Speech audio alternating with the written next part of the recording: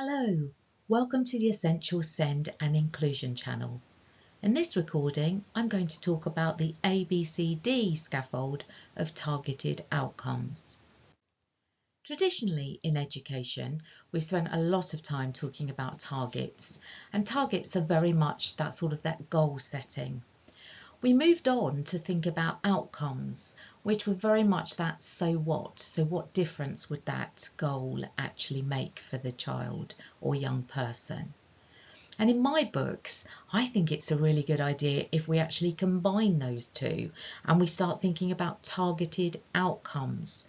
So a targeted outcome would be something like, Judith will learn to write 5 more words so she can write a birthday card for her mum, obviously assuming that some of those words included happy birthday mum. The important point is that a targeted outcome connects the goal to the action. So in real terms, I want you to do this so you can do that. And the advantage of that is that it really helps the person writing the targeted outcome, whether it's the teacher, the TA, another adult, whether it's the family being involved or the learner themselves, then actually the focus is thinking about I'm going to do this so I can do that. To support that further, in the SEND leadership book, I've included an ABCD scaffold. And this recognises that when we're thinking about our targeted outcomes, we need to start by defining the area for development, or if you're using the 7C's learning portfolio, the attribute. So we then would establish the baseline, which is our B. We determine the change that we want to see, and then we detail the do. So Judith will do this so she can do that. In the book, the SEND leadership book, there are some examples. So here's one of them. The area for development or the learning attribute is around control, it's self-regulation and impulsivity. So the baseline was that Judith will call out 18 times, or Judith called out 18 times in a 10-minute observation. The change is that Judith will call out 9 times in a 10-minute observation.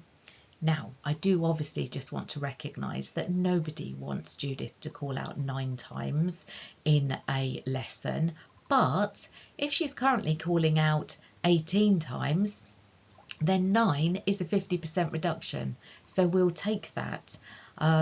So it's recognising that the change needs to be absolutely relative to the starting point. That's why the baseline is so essential. And in all honesty, this example is based on a real observation that I did with a little learner who called out 18 times in 10 minutes. So our change was to reduce that to 9 times. And the do would be that Judith would take part in twice weekly games involving a hold or a freeze element so she can rehearse the skills of holding an impulse and apply these skills to other contexts.